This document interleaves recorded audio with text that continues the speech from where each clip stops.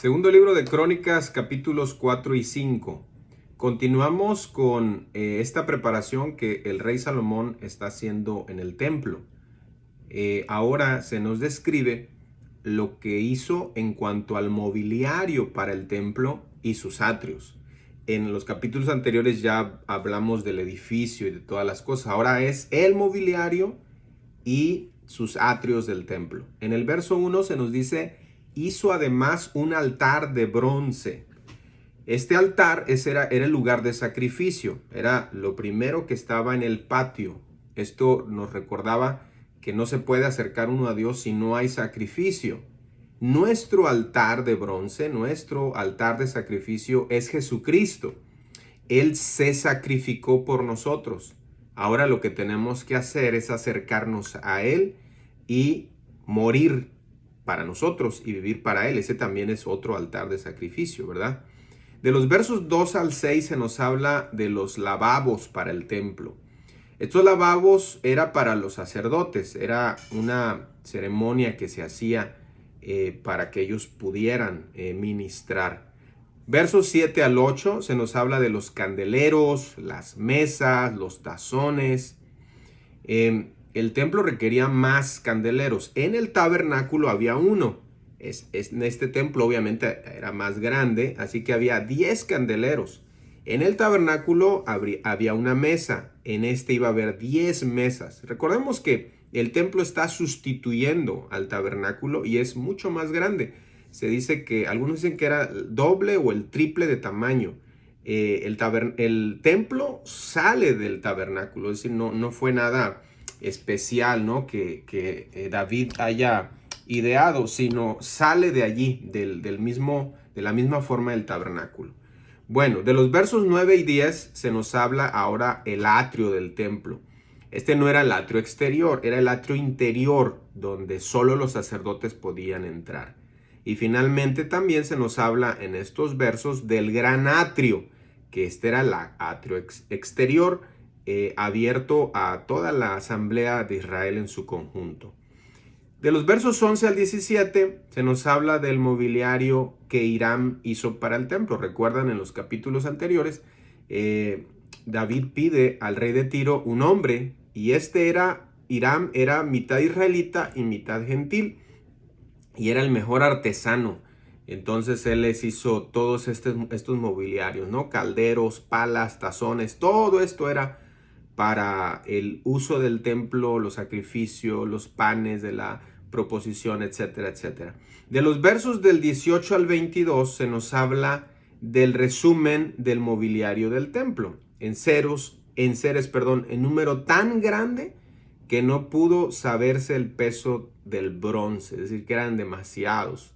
Y también en estos mobiliarios se nos dice que se usó mucho, pero mucho oro. Imagínense, todo esto era para nuestro Dios. Ahora, el capítulo 5, entramos al capítulo 5. Ya el templo se terminó, dice el verso 1, acabada toda la obra que hizo Salomón para la casa de Jehová. Dice, ya estaba listo el templo. Ahora, ¿qué se hizo? De los versos 2 en adelante, de los versos 2 al 5 se nos dice que el arca, el tabernáculo de reunión, el que estaba en Gabaón, ese fue ya desmantelado y se trajo todo el tabernáculo de reunión, el arca, repito, los utensilios del santuario, todos fueron llevados al templo. Estaban abriendo, ¿verdad? Inaugurando el templo. ¿Y cómo lo inauguraron? Llevando primero todas estas cosas. Y de los versos 6 al 10 se nos hace la mención que entró el arca al lugar santísimo del templo. De las separaciones que tenía el templo había un lugar santísimo. Ahí entra el arca del pacto. Esto era súper importante porque sin el arca del pacto no se podía abrir el templo. No había forma, porque el arca del pacto representaba en ese tiempo la presencia de Dios. Hoy ya no necesitamos el arca. Hoy la presencia de Dios está a través de su Espíritu Santo, donde invoquemos su nombre. Pero en ese tiempo era el arca, repito, que representaba la presencia de Dios. Varias cosas aquí. Se sacrificaron ovejas y bueyes que no se pudieron contar ni enumerar mientras se hacía toda esta inauguración. Los sacerdotes fueron los que metieron el arca del pacto de Jehová en su lugar. Ahí obedeció Salomón. no como en el tiempo de David, que David allí no supo hacerlo. Ahora sí lo fueron los sacerdotes.